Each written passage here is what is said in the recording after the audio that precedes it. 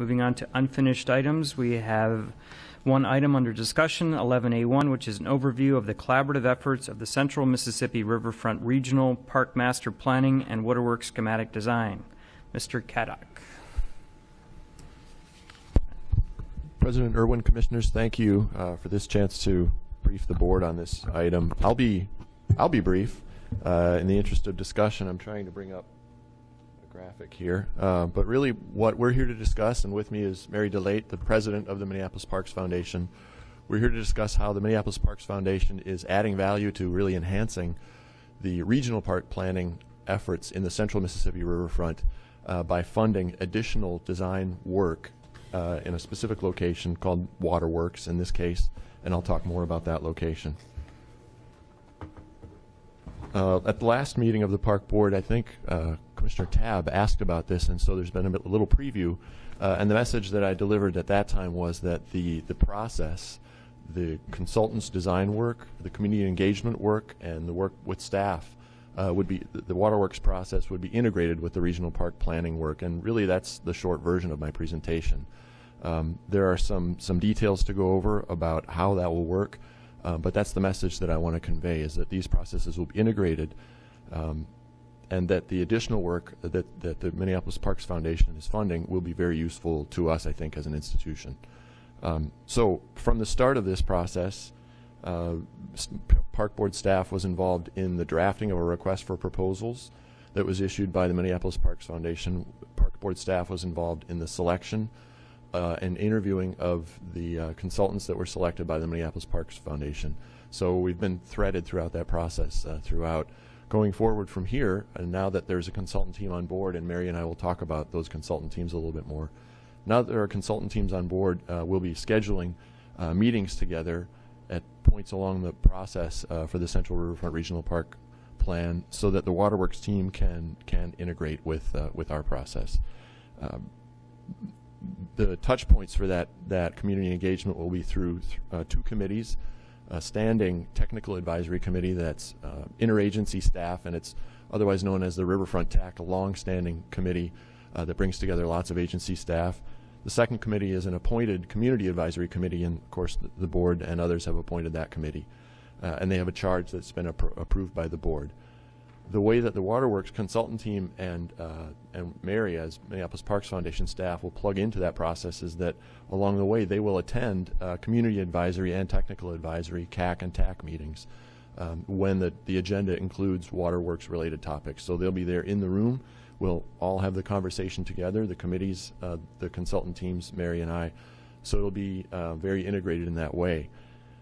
Finally, at the end of the process, and I want to talk a little bit more about some of the other focus areas. At the end of the process, we'll have quite a bit more information related to Waterworks design thinking than we'll need for the regional park plan. So we'll have a wealth of material, enough for the regional park plan, but also some to point us towards next steps for implementation.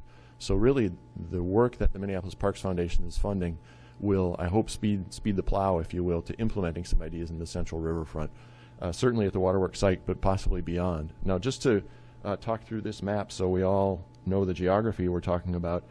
Outlined in red is this Central Mississippi Riverfront Regional Park. Our approach to planning this regional park, since it's such a large area, many constituencies, many stakeholder groups, several neighborhood organizations, many overlapping jurisdictions, all the way from local up to federal. We've broken it down into focus areas, and you can see those highlighted here. So just to take Nicollet Island, for example, we split that into two separate focus areas because they have two different uses and characters. Main Street is its own focus area. Certainly Father Hennepin Bluffs and Hennepin Island is a focus area. And as the consultant team, the regional park planning consultant team goes forward, develops ideas and engages the community through these committees and also through public meetings, we'll use these focus areas as a touchstone for each meeting agenda, focusing on each focus area more than once throughout the course of our many-month process. Outlined with the heavy dashed line is the Waterworks study area. So that includes not just West River Parkway along that segment, but also the former Fujiya site. So really, if I were to describe it with streets, it would be 3rd Avenue, the bridge, all the way down to Portland, and then beyond to 11th, where Gold Medal Park is. And I'm going to let Mary DeLate talk a little bit more about her process, if you have anything to add. I've covered quite a bit. You've covered everything. I'm just a sidekick here. Okay, Chair Irwin and Commissioners.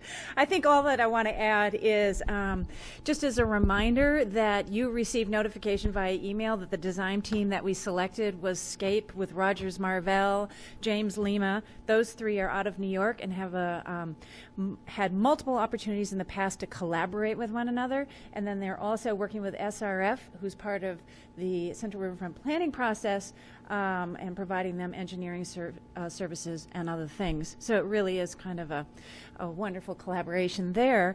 I think the other thing that I want to probably emphasize is this idea that the two teams are working together in an effort to create a comprehensive integrated approach to all of this and really create a situation where the whole is greater than the sum of the parts. Because at the end of the day, you know, the Waterworks design team may be working in this area, and that design team may be working in this area, but they inform one another. Ideas from here can permeate this way, and ideas from here can permeate this as well. So I think it's going to be a very, very successful process. I would say that on the Waterworks side of things, the time frame we're looking at is the 1st of August to the 31st of March. The design team, as Andrew alluded to, is going to be in town on 4 separate occasions, ideally September, November, January, and March, with a final presentation in March. And as Andrew said, we're going to be fully integrated into the public planning process, plus the design team will be participating in some donor cultivation events. Oh, the only other thing that I wanted to say about the collaboration is that we worked very closely on the design team selection. And I think one thing that we really kept in mind was making sure that the teams, we were not sort of having a redundancy of services sort of situation. So we were actually very budget conscious. So you guys have a particular design team composition and we have a design team composition, and they both are providing a level of expertise that the other doesn't necessarily have, and so there's no redundancies. I think that's all I got. I think that is it. I had one final point about SRF Consulting being the team lead for the regional park plan, being part of the technical consulting team, if you will, for the Waterworks team. So SRF will be a good link between these two processes, since they'll be managing the regional park planning process. I'm very confident that they'll be key to the success of this. But that's what we have to share. Questions? Commissioner Tabb. Thank you, President Irwin. First of all, I'm excited that we've got sort of the public side and the private side working together on this, and I think this is really sort of one of the first times we've done this, and I think this is sort of a milestone for us, and I think it's a great model, and I'm sure it'll work well. The one thing that I just want to make sure I understand, because I think that the area that I would be most questioned on is just making sure that we have public input on the Waterworks side as well. So for example, once you do a design from a Waterworks perspective, does that then come back to the CAC, or how specifically does that work? President Irwin, Commissioner Tabb, the short answer is yes. Okay. I think similar to last week, my short answer was yes. And as we go through this process, we won't just touch each focus area once. There'll be an initial listening meeting where we talk about what the issues are and what some the priorities are. The design team will do their work, but then in each case, not just for Waterworks, in each case we'll return to revisit some of these issues and present some of the design concepts with the community. Certainly with the Community Advisory Committee along the way in their monthly meetings, they'll be seeing these ideas throughout. So the short answer is yes. I think if you take, I'm not suggesting this, but if you take Minneapolis Parks Foundation out of the equation here, we'd be treating the Waterworks study area the same as all the rest of these focus areas. We'd be doing initial listening, idea generation, testing that, and then finalizing. The process will be the same.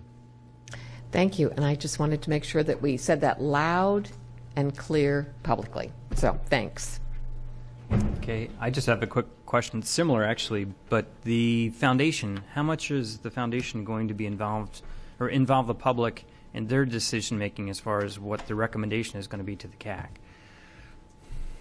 Well, I think once again, and I'm sort of repeating what Andrew said, the design team will be coming in town 4 times. Each time they will be meeting with the CAC and the TAC, so having listening sessions, getting design direction, refining design, and ultimately final design. And then each one of those 4 times, there's probably going to be a public meeting as well, so people can engage. Plus, the design team is actually thinking up other methods of community engagement that they could build into their process. And then one of the things that I did want to say, which I had forgotten in my presentation, was this whole idea of communication. As you know, communication is a big thing with the foundation, and we are working very, very closely, Jeanette Law is, with Dawn, for instance, around communication between the 2 institutions and with the public around these projects. Okay. Is that okay? Any other questions? Okay, thanks for the quick report.